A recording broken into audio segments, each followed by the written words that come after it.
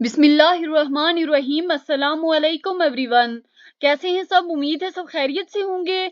अल्लाह हम सबको अपनी हिफ्ज़ो अमान में रखे। तो माय डियर स्टूडेंट, आज हमारा 9th क्लास बायोलॉजी में चैप्टर नंबर 8 का लेक्चर नंबर 5 है, जिसमें आज हमने डिस्कस करना है environmental hazards related to fertiliser use.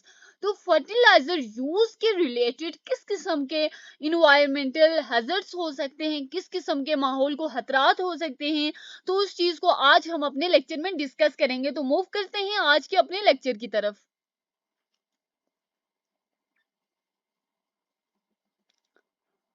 Student, बहुत सारी क्वांटिटीज ऐसी होती हैं इनऑर्गेनिक फर्टिलाइजर्स की जो कि सॉइल की कैपेसिटी को क्या अफेक्ट करती हैं। सॉइल की कौन सी कैपेसिटी को अफेक्ट करती हैं? सॉइल की न्यूट्रिएंट होल्डिंग कैपेसिटी को अफेक्ट करती हैं। Student, how can you define the nutrient holding capacity of a soil? Student, मतलब कि एक सॉइल जो सॉइल होती है वो न्यूट्रिएंट को कितना अपने अंदर रख सकती है, किस टाइम तक, कौन सी ड्यूरेशन तक उसको अपने अंदर रख सकती है, और किसी प्लांट की इंस्टॉलेशन के बाद उसकी ग्रोथ में हेल्प आउट कर सकती है। तो स्टूडेंट, बहुत सारी ऐसी क्वांटिटीज होती हैं इनऑर्गेनिक फर्टिलाइजर की जो कि सॉइल की इस कैपेसिटी यानी कि न्यूट्रिएंट होल्डिंग कैपेसिटी को अफेक्ट कर सकते हैं। Student, how their high solubilities degrade ecosystem? Student, पूछा जा रहा है कि क्यों जो फर्टिलाइजर होते हैं उनकी जो हाई सोलेबिलिटीज होती हैं वो इकोसिस्टम को डिग्रेड कर सकती हैं। स्टूडेंट, जो हायर सोलेबिलिटीज होती हैं उनकी वो डिग्रेड करती हैं इकोसिस्टम को एक प्रोसेस के थ्रू। कौन सा प्रोसेस है? यूट्रॉफिकेशन। स्टूडेंट, अगर आपसे पूछा जाए कि प्लीज डिफाइन यूट्रॉफिकेशन, तो आप क्या कहेंगे? increase in chemical nutrients in an ecosystem is called eutrophication. तो how can you define eutrophication? तो increase in chemical nutrients in an ecosystem is called eutrophication. Student, effect पूछा जा रहा है storage and application of some nitrogen fertilizer. पूछा जा रहा है कि इफेक्ट क्या होता है स्टोर करने का और एप्लीकेशन का मतलब क्या होता है? स्टूडेंट, इंस्टॉल करना, यानी कि किसी सॉइल में किसी किसी फर्टिलाइजर की एप्लीकेशन करना, यानी उसको इंस्टॉल करना। इंस्टॉल मीन एप्लीकेशन ही होता है, लेकिन मैं आपको दूसरे वर्ड में समझाने की कोशिश कर रही हूँ। जैसे स्टूडेंट, अगर मोबाइल की बात करें, मोबाइल में क्या करते हैं आप? किसी एप्लीकेशन को इंस्टॉल करते हैं। क्या करते हैं? किसी एप्लीकेशन को आप किसी भी ऐप को इंस्टॉल करते हैं। इसी तरह स्टूडेंट, इसी तरह आप सॉइल में नाइट्रोजन फर्टिलाइजर की एप्लीकेशन करते हैं, और पूछा जा रहा है कि इसकी स्टोरेज का क्या इफेक्ट हो सकता है। स्टूडेंट, बस आप क्या करते हैं? आप अपने मोबाइल में क्या करते हैं? कोई एप्लीकेशन, कोई भी ऐप क्या करते हैं आप अपने मोबाइल में इंस्टॉल करते हैं। स्टूडेंट, क्या आप मोबाइल की कैपेसिटी से ज्यादा उसमें कोई ऐप इंस्टॉल कर सकते हैं? कभी भी नहीं कर सकते। बल्कि आप क्या करेंगे, एक सॉइल यानी कि मोबाइल में जितना डाटा है, जितना उसका जीबी रैम होता है, रोम होता है, उसी के अकॉर्डिंग आप क्या करते हैं? कोई भी एप्लीकेशन इंस्टॉल करते हैं। इसी तरह स्टूडेंट, पूछा जा रहा है कि स्टोरेज का क्या इफेक्ट होता है और एप्लीकेशन का क्या इफेक्ट होता है कुछ नाइट्रोजन फर्टिलाइजर के। स्टूडेंट, ये क्या कहते हैं? इसकी वजह से ग्रीन हाउस गैस जो होती है नाइट्रस ऑक्साइड। स्टूडेंट, कौन सी गैस इमिट होती है? नाइट्रस ऑक्साइड की इमिशन होती है। किसके नतीजे में? Storage and application of some nitrogen fertilizer के नतीजे में। Emission of ammonia gas. Student, ammonia gas भी इमिट हो सकती है इनऑर्गेनिक फर्टिलाइजर से। कौन सी गैस इमिट होती है?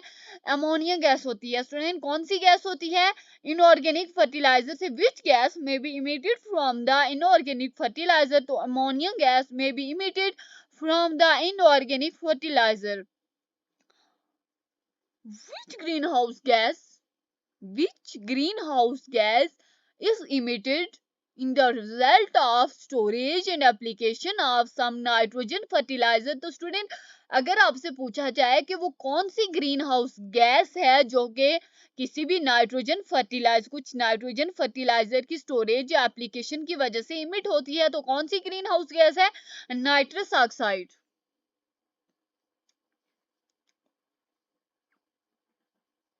उसके बाद पूछा जा रहा है कि अमोनिया का क्या रोल है? किसमें रोल पूछा जा रहा है? सोइल एसिडिटी को इंक्रीज करने में अमोनिया का क्या रोल है? स्टूडेंट, ये जो एक्स्ट्रा अमोनिया होता है ये सोइल की एसिडिटी को इंक्रीज करता है। यानी कि स्टूडेंट, मैंने आपको हमेशा लेक्चर में एक चीज बताई है कि कोई भी चीज हो, कोई भी एलिमेंट हो, सॉइल में कोई भी चीज इंस्टॉल करनी हो या कुछ भी करना हो, वो एक सुफिशिएंट मिकदार में मौजूद होनी चाहिए, एक सुफिशिएंट मिकदार में। स्टूडेंट, आपको कोई डॉक्टर कोई प्रिस्क्रिप्शन देता है, कोई आपको टैबलेट देता है, कोई भी सिरप देता है, तो उसके लिए आपको प्रिस्क्रिप्शन लिख के देता है। क्या कहता है कि 2 चम्मच आपने सुबह लेने हैं, 2 दिन को लेने हैं, 2 शाम को लेने हैं, इस तरह की बात कहता है।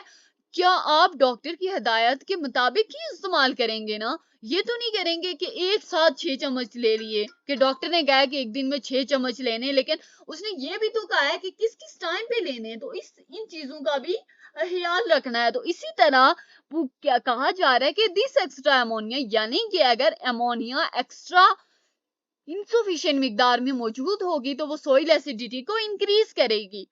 How excessive nitrogen fertilizer can lead to pest problem, पूछा जा रहा है कि कैसे एक्सेसिव नाइट्रोजन फर्टिलाइजर होते हैं पेस्ट प्रॉब्लम की वजह बन सकते हैं। स्टूडेंट, जो एक्सेसिव नाइट्रोजन फर्टिलाइजर होते हैं और रिप्रोडक्शन रेट को इंक्रीज करते हैं, और रिप्रोडक्शन रेट को इंक्रीज करके वो पेस्ट प्रॉब्लम की वजह बन सकते हैं। स्टूडेंट, अगर आपसे पूछा जाए how excessive nitrogen fertilizer can lead to pest problems, excessive nitrogen fertilizer can lead to pest problems by increasing their reproduction rate। Student, एक बात याद रखनी है कि ये जो मैंने आपके सामने क्वेश्चंस बनाए हैं, ये जो मैंने हेडिंग्स लिखी हैं, ये जस्ट आपको समझाने के लिए लिखी हैं। और अगर आप इस तरह की हेडिंग्स अपने पेपर सॉल्व करने में, कोई भी क्वेश्चन सॉल्व करते हैं, पेपर सॉल्व करते हैं, बोर्ड के एग्जाम होते हैं, सारे आप फर्स्ट टाइम जा रहे होते हैं एग्जाम देने, तो आप अगर पेपर सॉल्व करते हुए इन चीजों का, इन हेडिंग्स का ख्याल रखेंगे तो ये आपके एग्जामिनर के ऊपर बहुत अच्छा इंप्रेशन पड़ेगा। What should be done before the application of inorganic fertilizer? Student, देखिए, मैंने आपको मोबाइल की क्या बताई थी, मोबाइल की एग्जांपल दी थी कि आप क्या करते हैं, अपने मोबाइल में कोई एप्लीकेशन इंस्टॉल करते हैं, कोई भी ऐप आप इंस्टॉल करते हैं, उससे पहले आप क्या देखते हैं कि क्या इसमें, क्या मेरे मोबाइल में इतनी कैपेसिटी है कि वो इसको रन कर सकता है, क्या इस ऐप को इंस्टॉल करने से मेरे मोबाइल पे कोई गलत असर तो नहीं पड़ेगा। तो स्टूडेंट, इसी तरह पूछा जा रहा है कि what should be done before the application of inorganic fertilizer, inorganic fertilizer की एप्लीकेशन से पहले किन चीजों का होना लाजमी है, किन चीजों को करना लाजमी है? Nutrient content of the soil and nutrient requirement of the crop should be calculated. क्या करना है स्टूडेंट? सबसे पहला काम क्या करना है इनऑर्गेनिक फर्टिलाइजर की एप्लीकेशन से पहले? पहला काम आपने क्या करना है कि ये चेक करना है कि एक सॉइल में न्यूट्रिएंट कंटेंट कितना मौजूद है। क्या करना है? एक सॉइल में न्यूट्रिएंट कंटेंट कितना मौजूद है, और उस सॉइल में मौजूद जो फसल है, उस फसल को कितनी न्यूट्रिएंट रिक्वायरमेंट की, कितनी न्यूट्रिएंट रिक्वायर है। ये नहीं करना कि न्यूट्रिएंट उसको, मैं सपोज आपको एग्जांपल दे रही हूँ, 50% रिक्वायर है, तो अगर आप उसको 70% देते हैं ये सोचते हुए कि मेरी क्रॉप 50% से ज्यादा होगी, तो 70% से तो और ज्यादा होगी, डबल हो जाएगी, ये नहीं होता, ये कभी भी नहीं होता, बल्कि जो आना होता है वो भी हाथ से चला जाता है। इसलिए सफिशिएंट मिकदार मौजूद होती है। इसलिए कहा जा रहा है कि आपने ये चेक करना है कि उस सॉइल का न्यूट्रिएंट कंटेंट क्या है, और ये देखना है कि उस सॉइल में जो क्रॉप्स मौजूद हैं उनको कितनी न्यूट्रिएंट रिक्वायर है। How excessive amount of organic fertilizer cause environmental problem, कैसे ऑर्गेनिक फर्टिलाइजर की excessive amount environmental problem cause कर सकती है। स्टूडेंट, जो एक्सेसिव अमाउंट होती है ऑर्गेनिक फर्टिलाइजर की, वो इन्वायरमेंटल प्रॉब्लम कैसे काज करती है? नाइट्रोजन लीचिंग की वजह से। क्या करती है? नाइट्रोजन लीचिंग की वजह से वो इन्वायरमेंटल प्रॉब्लम काज कर सकती है।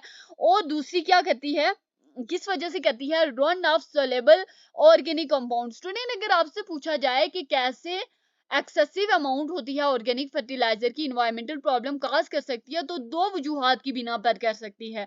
पहली वजूहात क्या है? Nitrogen leaching. और दूसरी वजूहात क्या है कि run of the soluble organic compound, यानी कि सोलेबल ऑर्गेनिक कंपाउंड का रन ऑफ हो जाना। थैंक्स फॉर वॉचिंग, मिलते हैं नेक्स्ट वीडियो में।